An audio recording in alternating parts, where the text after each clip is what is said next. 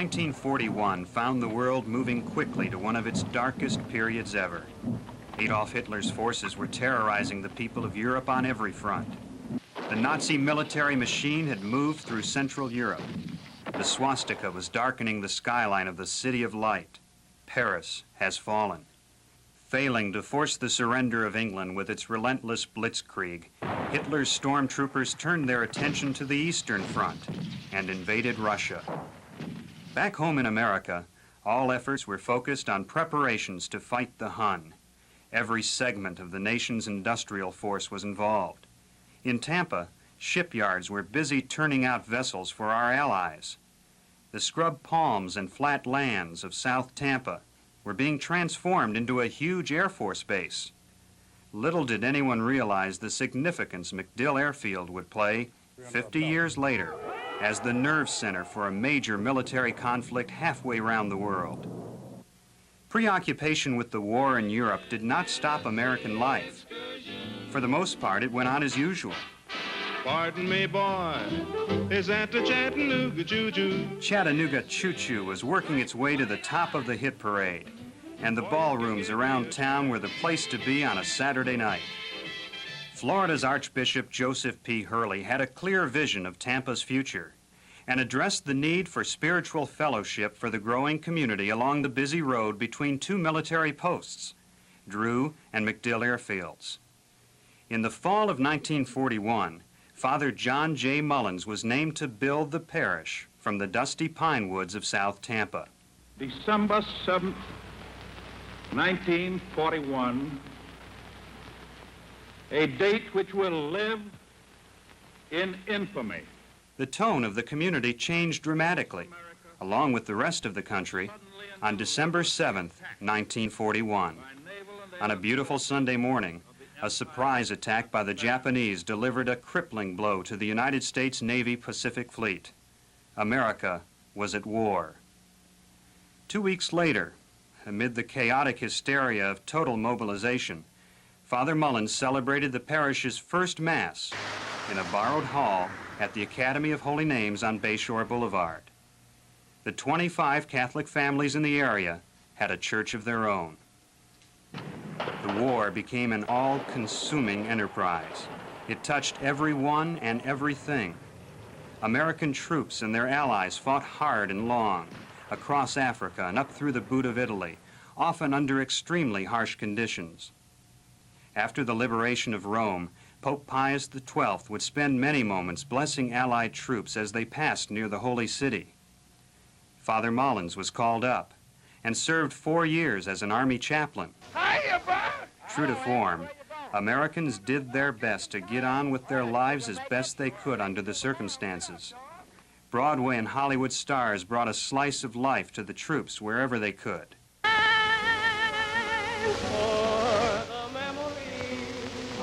Uncle Sammy's crew, our minutes are too few. I wish that I could kiss each and every one of you. So... You want to get us trampled to death, are you kidding?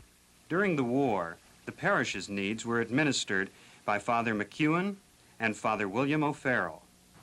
In addition to services held in the chapel of the Academy of Holy Names, Mass was also celebrated in the homes of parishioners, including this house still standing at the corner of Dale Mabry and Barcelona. Red McKay and his lovely bride, Mary Kate Irwin, were married here in 1943. By 1944, the Allies had the Nazis on the run, and there were rays of hope on the horizon. Back in Tampa, all of the activity at MacDill Field had helped the parish grow quickly, and the need for a church was great.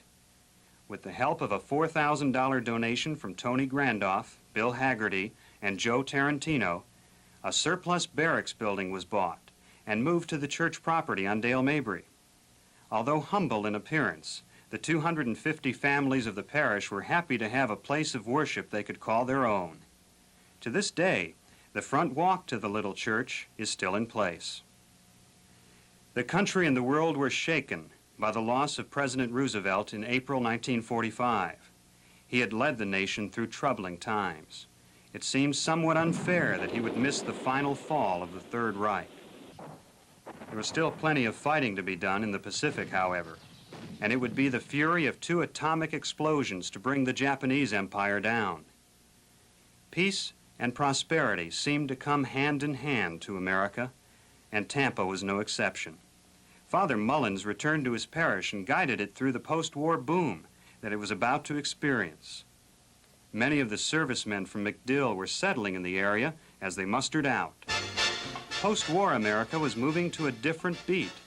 People wanted more out of life, and this could be seen everywhere. In 1947, history was made when Jackie Robinson donned a Dodger blue uniform. And back in Tampa, parishioners longed to see their children in a parochial school uniform. Bishop Hurley responded to the request and ordered a school be built. Mayor Curtis Hickson provided some support from the city, and before long, construction was underway. The school opened its doors for the first time in September 1949 under the careful guidance of the Sisters of Notre Dame. The school was officially dedicated by Auxiliary Bishop of the St. Augustine Diocese, Bishop McDonough, in November 1949. The school started out with just a first, second, third, and fourth grade and about 200 students. At least one other grade was added each year for the next several years. Sisters Cabrini, Mercita, Joachim, and Marguerite, and the other Notre Dame nuns guided the school through its first 26 years and witnessed its growth to one of the largest Catholic schools in Florida. In 1950, America finds itself involved in another armed conflict. U.S. troops are sent to South Korea to push the communists from the capital city, Seoul. Father Mullins retired, and Father O'Farrell filled in until Archbishop Hurley selected another Irish priest to lead the parish, Father Mark McLaughlin. Some wondered if the Archbishop had made a joint appointment, for everywhere Father McLaughlin went, so did his ever-present companion, Chico. Chico could be found outside the confessional or lounging at the foot of the altar. Tampa's growth is really taking off, and South Tampa seems to be one of the places to be. The B&B market comes to the neighborhood and is the place to shop. The parish has grown tenfold during its first 10 years, and the need for a new church can no longer be ignored. Ground is broken shortly after Father McLaughlin arrives, and construction on a state-of-the-art house of worship is completed in just 2 years.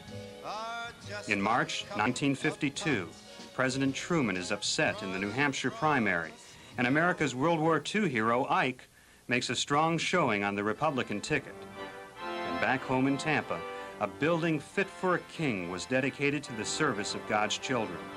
Christ the King Parish finally gets a permanent place of worship, featuring beautiful stained glass windows and a magnificent hand-carved crucifix, which can be seen today in the Marian Chapel.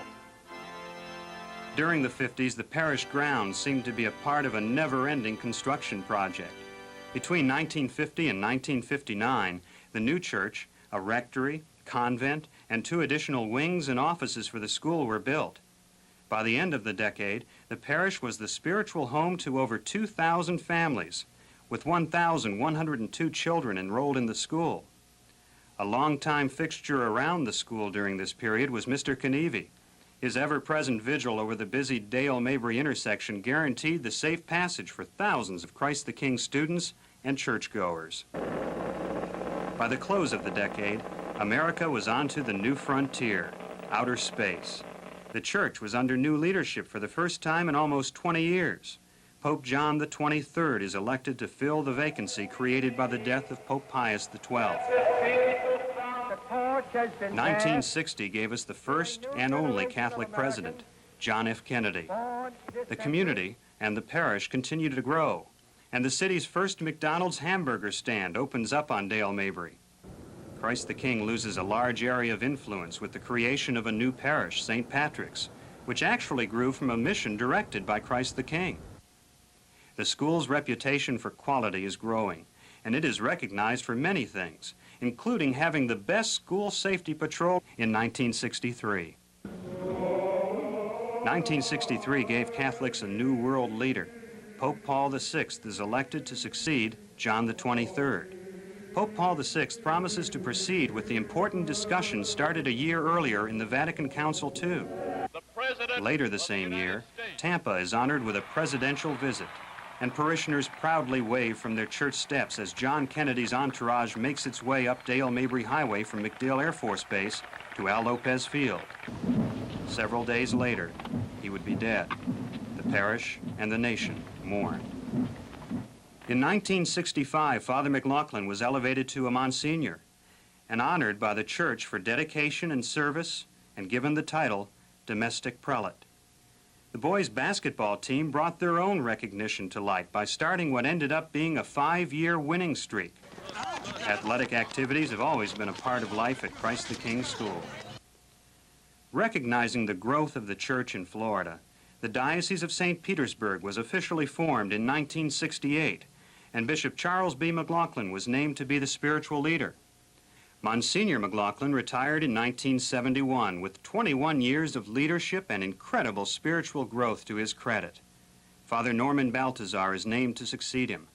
Father Baltazar, most recently president of Tampa Catholic High School, brings a strong background in education and strategic and financial planning to the parish. Under his direction, the school is blessed with air conditioning, and the church undergoes a major renovation to bring it into conformance to the guidelines dictated by Vatican II. Father Baltazar's involvement with the Tampa Arts Council led him to commission celebrated Tampa artist Joe Testaseca to create the inspiring portrait of Christ in the modern world that is the centerpiece of the altar today. In 1975, faced with a growing personnel shortage, the Sisters of Notre Dame ended a 26-year tradition of teaching in the school. A relationship with the Salesian order nuns was established, and they have successfully led the school ever since. Sisters Wilma Sanchez and Mary Turzo were the first Salesians to arrive. Sister Judith has been the most recent Salesian nun to lead the school. She and the other sisters work very hard to provide a loving and spiritually rich environment for the children of the parish. The Roman Catholic Church was struck with the death of 2 popes in 1978. But after the double shock to the faithful, Pope John Paul II emerged and has become the most dynamic pope to ever sit on the throne of Peter. During this same year, Father Baltazar launched an aggressive expansion of parish facilities, and the McLaughlin Center, parish offices, and Marian Chapel were all built. These multi-purpose additions have served both the parish and the diocese well. The parish and diocese enjoyed a decade of growth through the 80s. Bishop W. Thomas Larkin was appointed bishop in April of 1979 and served for 10 years. He was succeeded by Bishop John C. Favalora, who has continued to provide strong spiritual leadership to one of the largest Catholic dioceses in the South. Christ the King Church was renovated again in 1989, brightening up our house of worship and making it more comfortable. In 1990, after a year-long fundraising effort, a new 40-rank state-of-the-art pipe organ was dedicated to lift parishioners' hearts, minds, and souls toward God through music. But, as the very Reverend Father Robert Sherman explains, the strength of our parish isn't just found in the wood, bricks, and mortar of its buildings. When we look around the parish plant, the beautiful church and the school and the other facilities, it's certainly a source of great pride and joy to see what the combined efforts and the contributions of so many people, our fathers, our grandfathers, and mothers have done, and what their faith has compelled them to provide when there really is no other motivation. So this very happy 50th anniversary, I think, brings to the mind many memories, and memories are what keep us going. There's a beautiful line in Fyodor Dostoevsky's novel, The Brothers Karamazov, that if we have but one happy memory, usually from childhood, that could be enough to save us through all the calamities of life. And I think that if we on this occasion look back, and this brings to mind the many happy memories of 50 years and 30 years and 20 years and how many years people have spent in this parish, that could be enough to get us through some of the most difficult and times that we will face now and in the future.